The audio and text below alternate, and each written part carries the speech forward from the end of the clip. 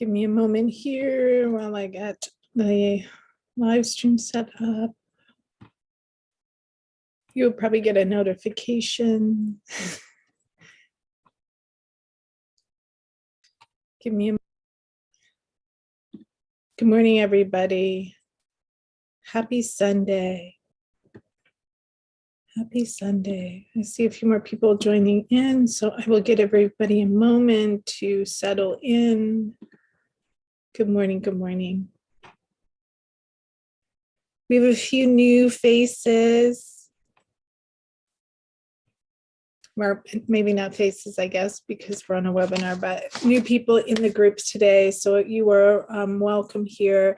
I know we are starting our 31 days of meditation. Some of you will be joining live, and I know some will be watching the recording later. All is okay. And of course, some of you who are watching are also not participating in the 31 days of meditation, but I hope you still find this useful. If anybody has any questions, please feel free to put them in the chat. Chantel is here. Thank you, Chantel, who is our community manager. For those of you in the community, you probably have met or chatted with Chantel.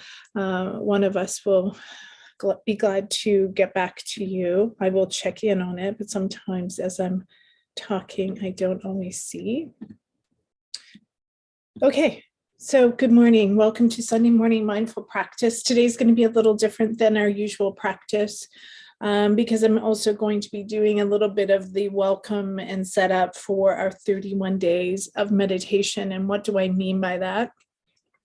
What I mean is over the course of this month, which is also Mental Health Awareness Month, we're going to be practicing meditation in many different forms as a way of obviously reaping all the beautiful benefits of meditation, but also specifically as a way to start to build internal awareness of the conditioning of our mind and how that conditioning, the patterns, the thoughts, all of those things that come up, how that influences the choices that we make in our life, the urges to behave in a certain way or to do certain things, and also specifically around the mindset that we have, the belief structures, if you will, that we have that then shape our perceptions of the world around us and who we are and our own limitations. And so specifically, that's what we're going to be working on throughout this month. So yes, meditation has many beautiful benefits, all of which we could talk about and certainly are going to be there. And hopefully as people move through the practice, they'll also start to see some of those other additional benefits. But in particular, we're going to, as a community, be paying attention to the stories, right? The conditioning of our mind. And so over the course of these Sunday morning mindful practices in particular, we're really going to be talking about some of those. In Buddhist tradition, we call them the hindrances. You know, in yoga philosophy, we call them the vrittis, right? The conditions or the waves of the mind. In modern psychology, we might call it, more on the cognitive behavioral therapy side of things, the connection between our thoughts, our feelings, and our behaviors, all of which are true and all have some similarities, but maybe a slightly different way of looking at the situation or the perspective, if you will. But all speak to these internal resistances that come up and our reaction to them, our reaction not only to external stimuli, which I think we're all kind of familiar with, right? Something happens externally and it triggers an internal response, but we also have internal triggers. And so internally, what's that experience like? And so over the course of the month, we're really going to start to build this awareness. So if nothing else, no other change happens, we just become slightly more aware of maybe one or two of the patterns of our own behavior in terms of our thinking. That may be a success for us, right? Because this is certainly not a short-term solution, if you will. It is a long-term journey towards health and wellness, but also in cultivating a relationship with ourselves about who we are and how these lived experiences that we all have, obviously different ones, shape how we see the world, how we see ourselves, and how we show up, how we behave. So that being said, there's a few things that I wrote in the email. Many of you that signed up for the 31 days would have received, but I'm going to quickly go over some of the highlights, if you will. One is, for some of us, we've committed, to doing 31 days, meaning every day we're going to meditate. For other people, that might seem way too much, right? From where they are now, which might be, I don't meditate at all. That seems like a lot. And that's okay. There's benefit to doing it every day from a habit perspective. But that being said, if you feel like 3 times a week is kind of what I know I can really commit to doing, then make it 3 times a week. But be specific, because from habit and neuroscience, we know that the more likely you or more specific you are, the more likely you are to make the commitment. So if it's Monday, Wednesdays, and Fridays, or Tuesday, Thursdays, and Sundays, whatever it is for you, be specific about how often you're going to do it, when you're going to do it. And in terms of like, is it better to do in the morning or the evening? There is no right answer. The right answer is whatever works for you and your lifestyle, and when you are more likely to actually commit to doing it. So, pick a time that works for you, and that given your life and how it works, you can commit to doing it. There's benefit to doing it at the same time every time you meditate. Why? Because it just becomes more habitual then, the more likely you are to do it. And you can create a bit of a ritual or routine around that. For instance, in the morning, right? If you get up and you do a kind of a morning routine and meditation becomes part of your morning routine, you're more likely to do it then. I encourage, as I talked about, in creating a little bit of a space. Now, a space does not have to be, a meditation room, although I know some people have that, and that's wonderful. It may be a cushion, right? It may be a place on the couch, but maybe next to it, you place a small table with your journal or a candle or something that is a visual cue to you that this is the meditation space. This is the space you're going to go and sit. So I have like a more formal meditation area where I do these and, have a cushion and whatnot, but I also have a little spot upstairs by the living room window, because I like to sit and kind of be in that space, especially in the morning. And so I also have a little table next to it with some of the things that, again, is just this visual cue of this is my space. And what happens is then when we enter that space, right, that sacred space, we can call it, if you will, where becomes the space in which we allow ourselves this time. And over time, the more you do it in this space, your body starts to downregulate, if you will, simply by entering the space, right? We build this relationship to the space that reminds the body and the mind that this is the time to settle. Now, that doesn't happen overnight. It might not even happen over the 31 days. It might take a little bit longer for that, but it may also not, right? So just allowing yourself that connection is so important.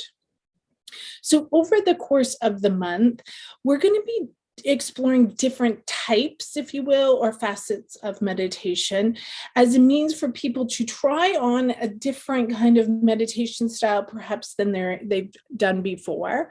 Often people learn one style and they continue to do it. And that's not a bad thing by any means, but sometimes we try meditation and people will often say to me, oh, I can't meditate, or that doesn't work for me. And it's like, well, that's one type of thing, right? How about we try something else and see what might work for you or feel better for you?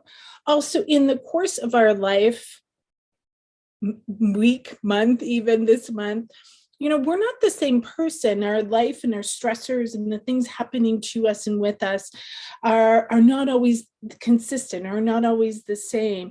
And so what might work for us at one point might not be so helpful in another. Sitting still and being with ourselves can be a beautiful practice.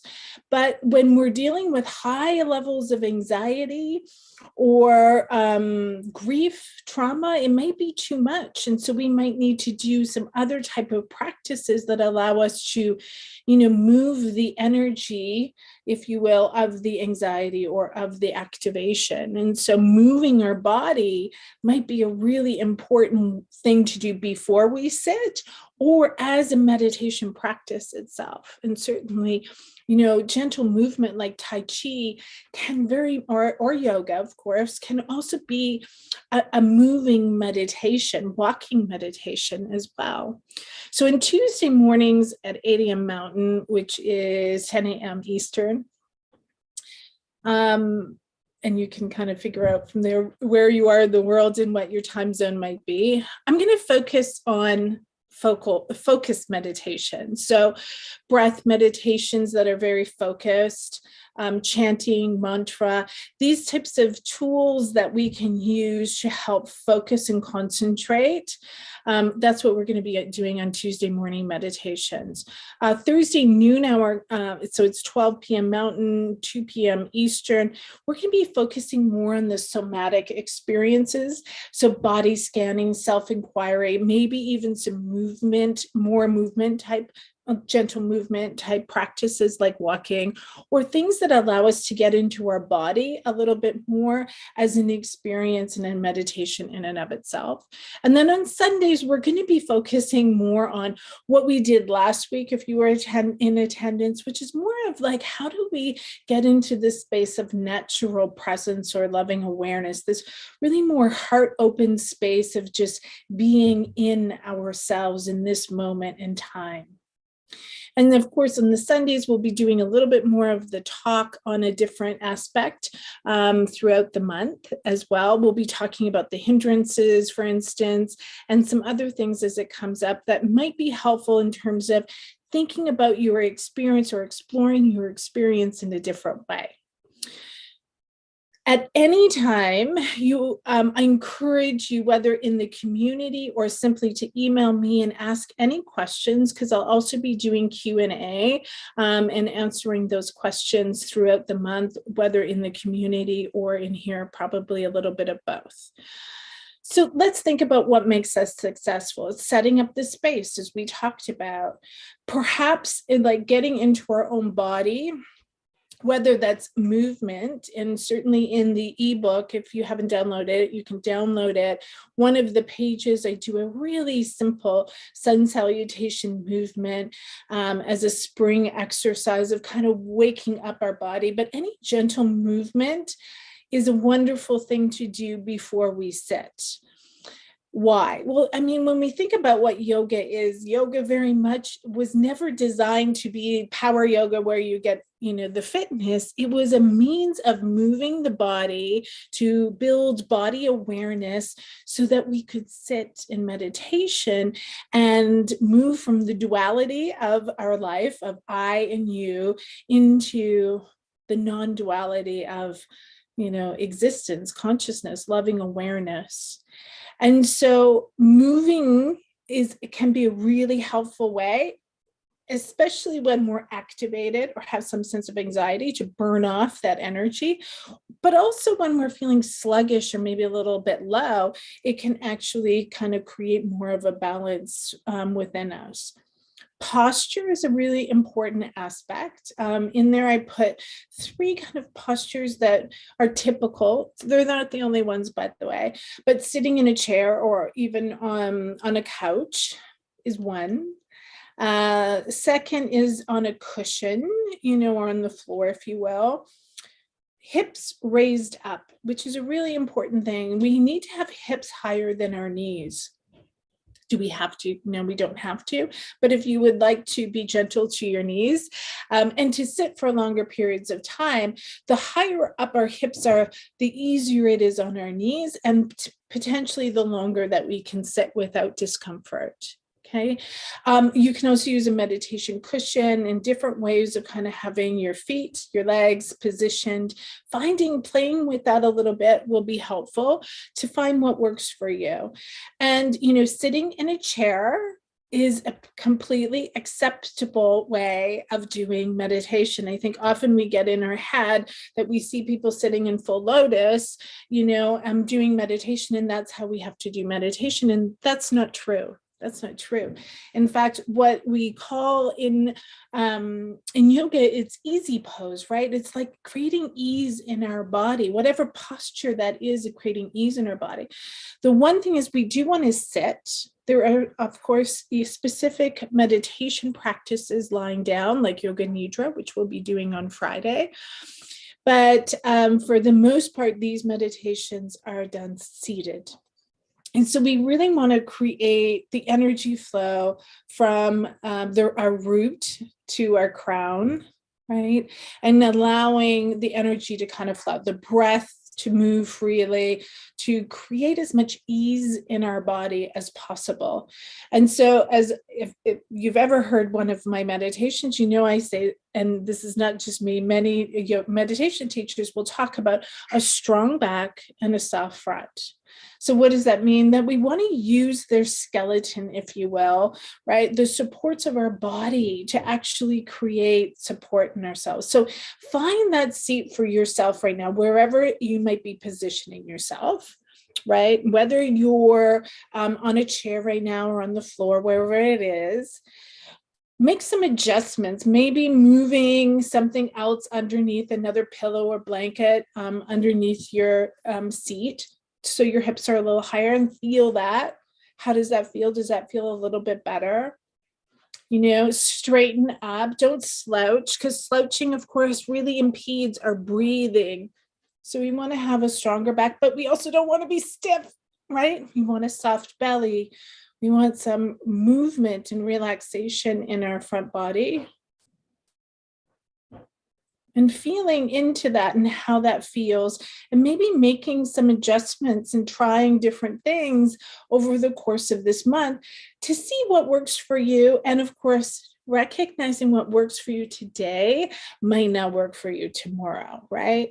So, those of us over a certain age, when you get up in the morning, there might be some creaks in the body that weren't there yesterday. And so we need to adjust and be open to it, which is really about the next part of it, which is setting up the mind for meditation. Which, let's begin with this idea of having we could call it a beginner's mind, but an open mind, allowing, creating this space and allowing our experience to be whatever it's going to be in this moment, without the expectation, number one, or the judgment of it, like, well, it was like this yesterday, why isn't it like this today? Instead, allowing, right? Creating this space for whatever it's going to be. And this is really the practice, if you will, in this microcosm of an experience that we're having right now in our body, reflecting back outward into our everyday experiences of allowing things to be what they are, whatever they are in that moment, and that things aren't always the same. And even if they are similar, right? How do we come to it, if you will, or engage with it as if it were the first time? And that's really the heart of beginner's mind. When we're starting something new, we have this freshness, if you will, right? We don't have the expectations because we've never done it before. And so we allow ourselves to learn and to grow and to just be engaged in it. And so how do we take that attitude, that mindset of beginner's mind into everyday experiences that we have? That in of itself is a practice that we can cultivate through our meditation practice. There's this idea, Pema Chodron calls it unconditional friendliness. I love that, right? Unconditional friendliness. So we're not even being friendly, but this unconditional, it doesn't matter what it is, that we're bringing a sense of friendliness to ourselves and our experiences, that we're cultivating kindness towards self-compassion.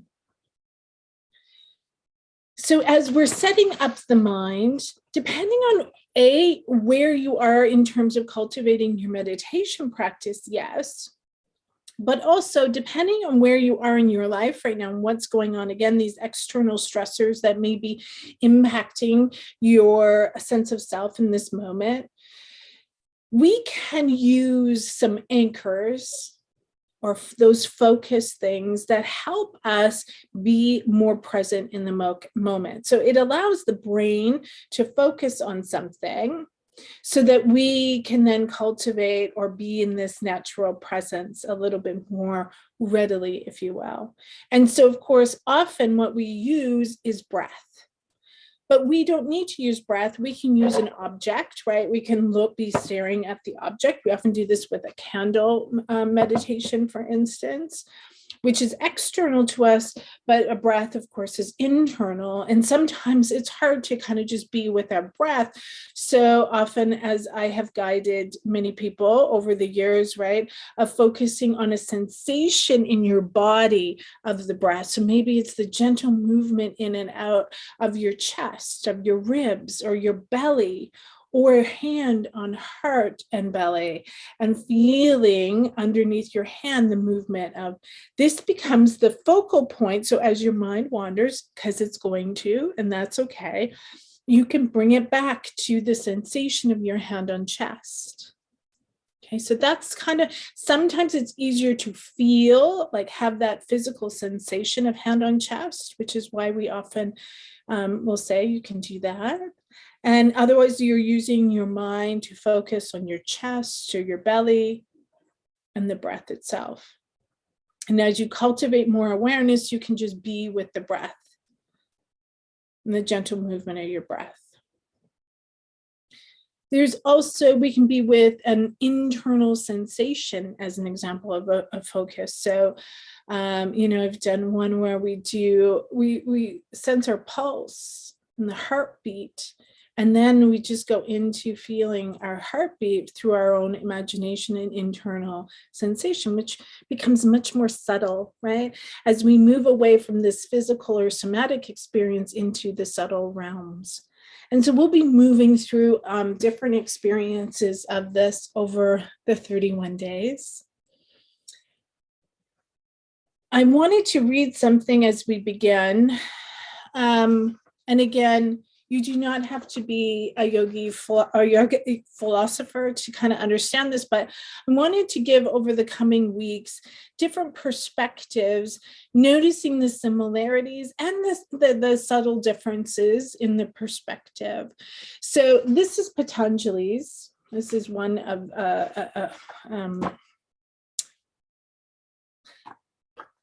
I can't think translation. Oh my goodness, the word just escaped me. This is one translation of Patanjali's Yoga Sutras, which is probably one of the more, I don't want to say common, but well-known Yoga Sutras. It's not the only one, of course, but Patanjali's Yoga Sutras are probably the most readily known. But at the beginning of the sutras, it kind of establishes this idea of what yoga is. And in fact, it begins, this is one translation. It's now begins the description of yoga. The vision of oneness occurs. The vision of oneness occurs when identification with the waves of the mind dissolves and consciousness knows its infinity. Then the seer, the knower, the observer, part of us, remains established in its true nature. Elsewhere, there is identification with the waves of the mind. The vrittis are 5 in number and lead either towards pain and bondage or away from pain and towards self-knowledge. So the vrittis are actually the waves of the mind, the patterns of the mind. And so there's 5 of them in terms of what Patanjali talks about. One is correct knowledge, like illusion or delusional perception, construed knowledge, sleep, and memory. So there's these waves of the mind that can either move us towards understanding self or move us towards more pain and attachment.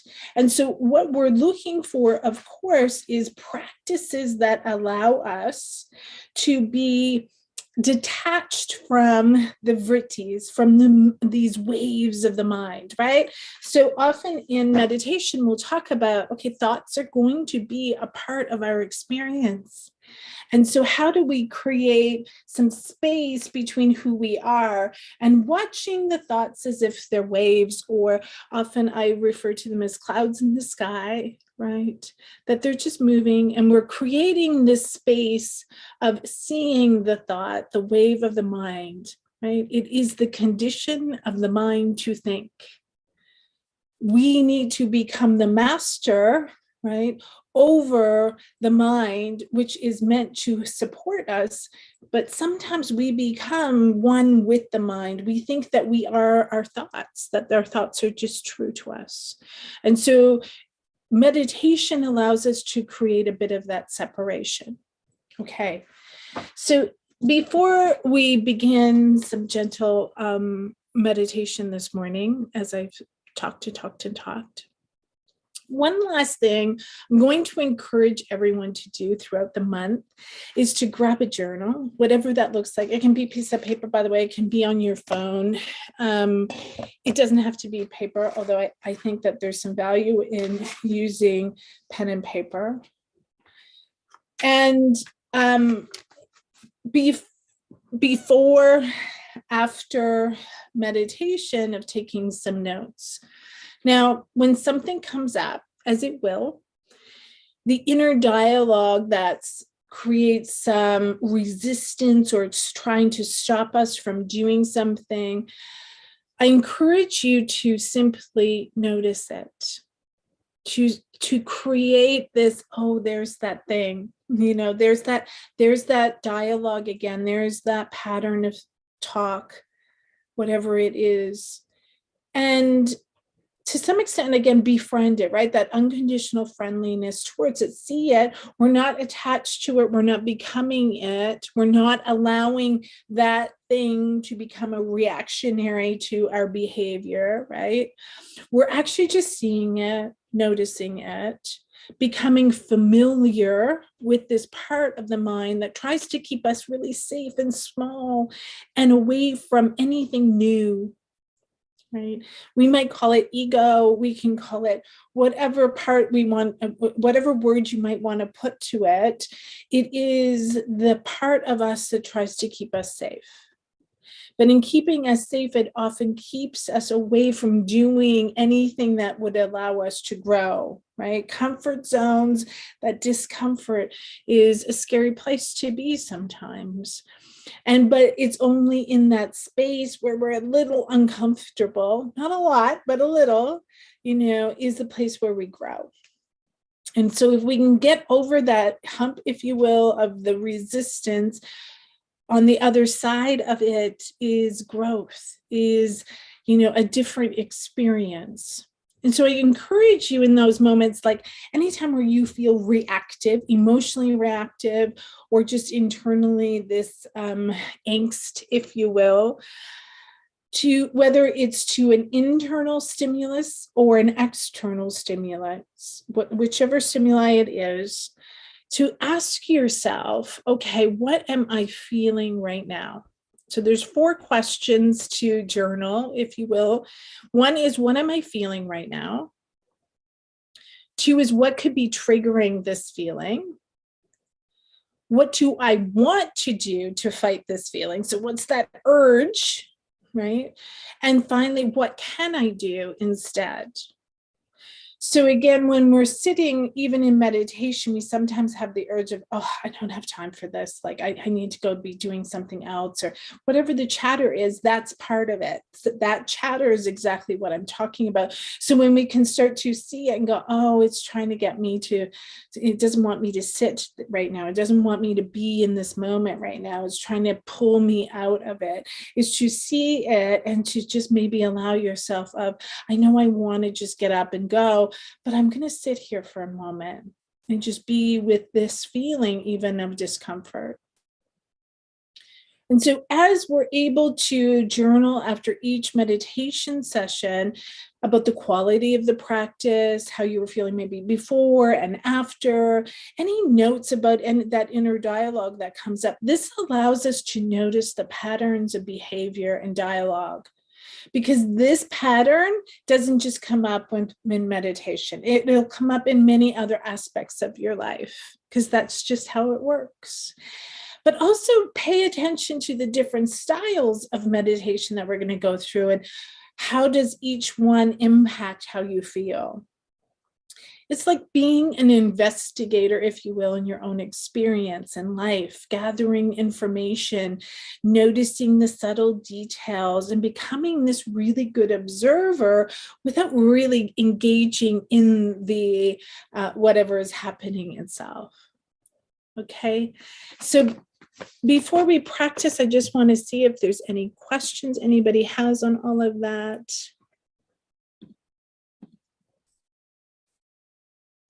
If not, we're going to practice for about 15 minutes, just so you're aware. I'm going to guide you for the first 5 minutes or so, and then we're going to have some time of silence and stillness. That will really be where many people will notice the thought, the discomfort, even in your body sometimes, right? We want to start to shift and move. And then I'll come back for the last couple of minutes and guide you back into the practice and into the now. So I invite you now to just find your space, your seat, whatever that looks like. And maybe you made some adjustments based on what we were talking about earlier. And whenever you're ready, just making sure before we come in, maybe making some movements in your body. Sometimes just making those movements allow us to be able to sit for a little bit longer. Making sure, again, we have a strong back and soft belly. You can close your eyes if that feels okay for you. If it doesn't, don't worry, you don't have to. You can close your eyes about like 3/4 of the way. In particular, it's move your eyes away from the screen. So find some space in front of you that feels okay. Less distraction, the better. Screens is too much distraction with me moving and talking. And as you close your eyes, allow your attention to move inward. We're going to start right at the top of the head, feeling your inner experience of the inner part of your skull. And noticing how it feels all around your head, the inner parts of your skull all the way down to your jaw. Feeling behind your eyes.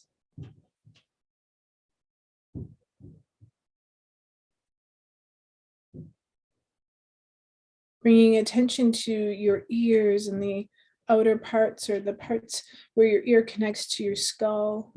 And as you soften that part of your ear, noticing your jaw soften as well.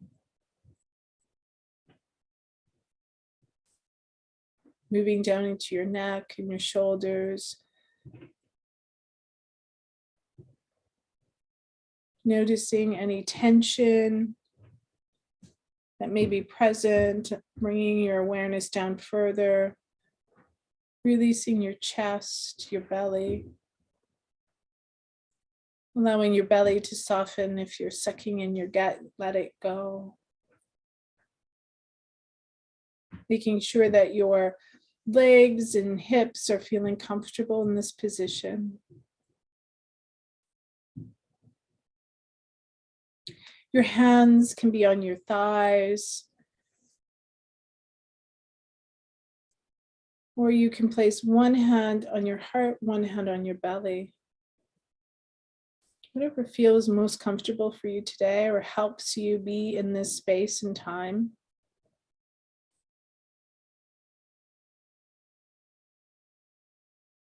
And we're going to bring our attention now to our breath. Just noticing for a moment, where do you feel your breath?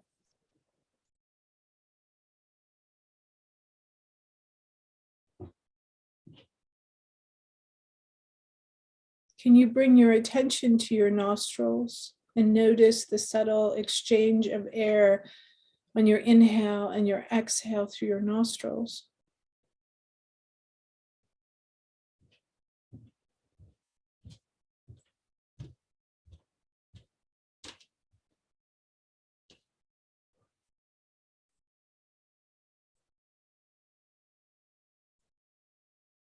Perhaps you can notice that you're breathing in and out of one side or the other.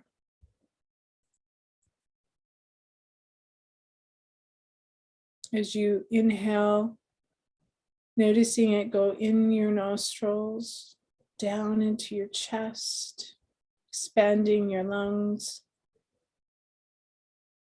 Noticing if your hand is on your chest, the subtle movement of your ribs, your intercostal muscles.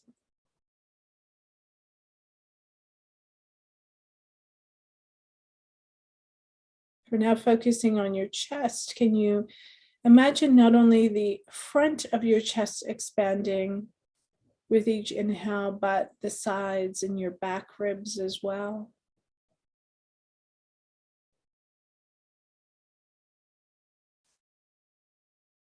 Imagining your lungs like balloons, expanding and then contracting with each exhale.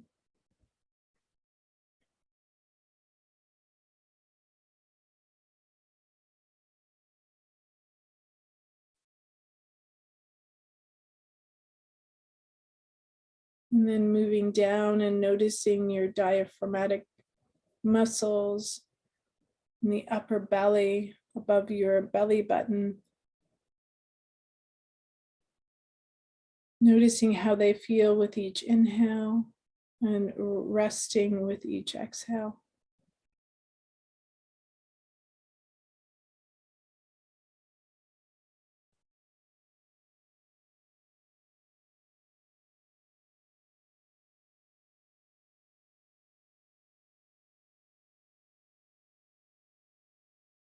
Allowing your breath to just be gentle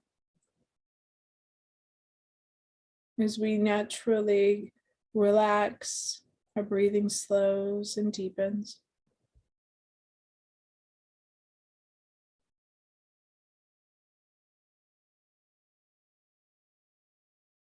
Whether you remain hand on chest or rest your hands on your legs, your thighs,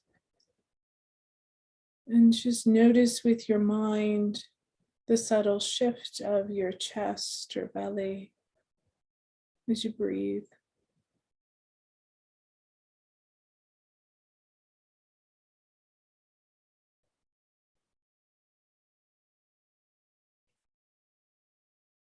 As your mind wanders, as thoughts come up, bringing it back to the movement of your chest and belly, bringing it back to your breath.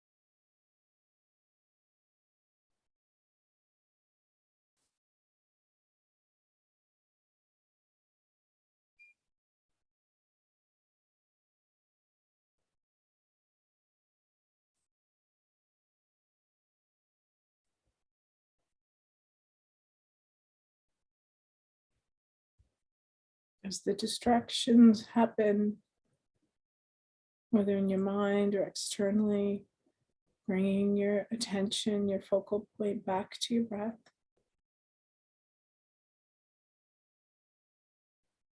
Resting here with ease.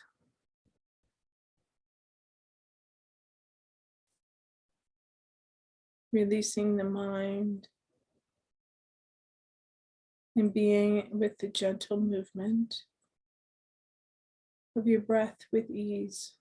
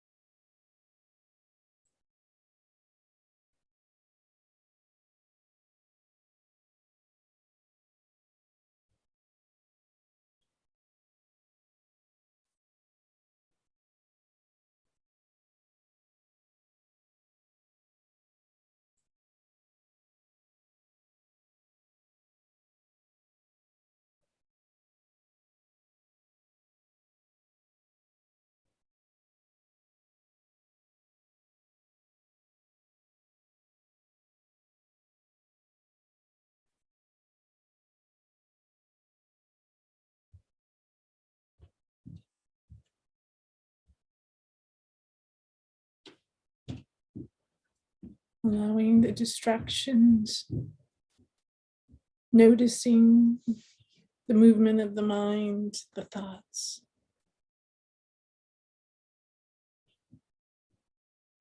Bringing the focus back.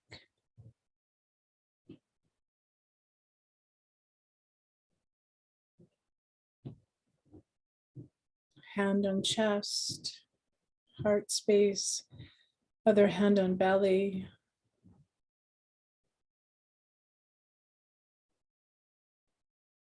Feeling the loving touch of our hands and our body.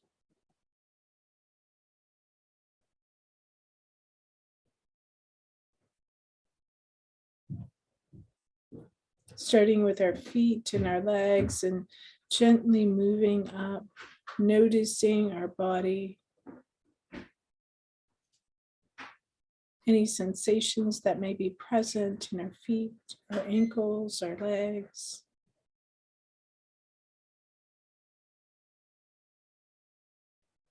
Bringing attention to our hips, our seat, our back, our front body,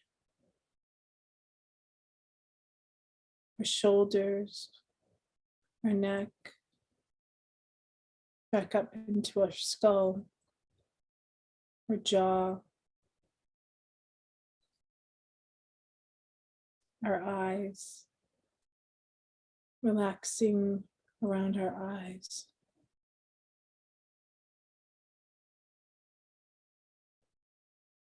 Noticing all the parts of your body that are making connection with the ground beneath you or the chair, your feet, your legs, thighs, your seat, perhaps your back.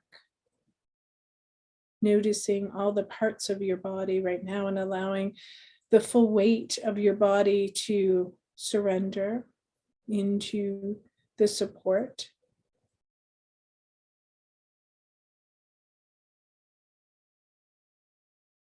Feeling your body relax while it is fully supported.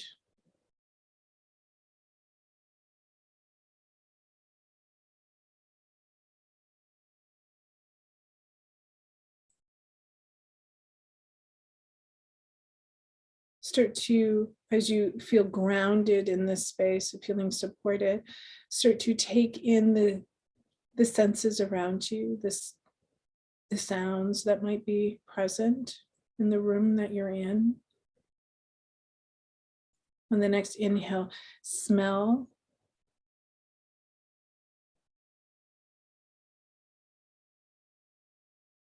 With eyes still remaining closed or lowered, imagine the room, the walls, the space, what's in the space around you. Knowing what it looks like before you even open your eyes again. And just before you do open your eyes, allowing yourself a moment to set an intention for the day, for this week that's about to begin, for this month as we sit the 1st of May, just after a new moon yesterday, new beginnings. Set an intention for yourself, for your practice, and making this commitment to yourself over this coming month to be in this space of practice, of meditation, being with your mind, of cultivating this seer, this knower who is watching and in a place of wisdom of your true nature.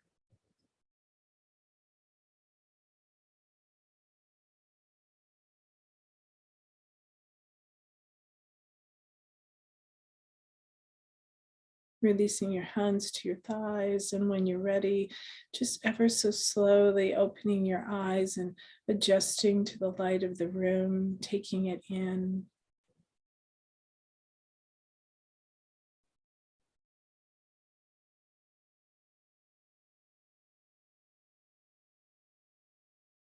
I just want to take a moment of deep gratitude for all of you joining here live or watching this later. For those who are participating with me over this month of meditation, mindset, and mastery. Thank you for showing up, for being here. I am very grateful to each and every one of you and holding you deep in my heart as we move through this practice. I am here for you. If you have any questions, please don't hesitate to reach out. And of course, in the community space, it's really there for you. It's a beautiful community of people. So feel free to ask questions, to share your experience, and to just be in that space. Myself and Chantel will be there to support you throughout the month. So thank you very much and have an amazing day. For those that want to join, you can on the page, just to note, I've separated them out. So Tuesday morning presentations, meditations are one link, Thursday noon are another, and Sunday mornings are another. You're welcome to all of them, but I know based on people's schedules and the time change and whatnot, some might be more available than others to people, but be sure to sign up. Once you register via Zoom, you'll get the reminder emails then the day before, as well as an hour before they begin. So take care and have a wonderful week. Thank you so much.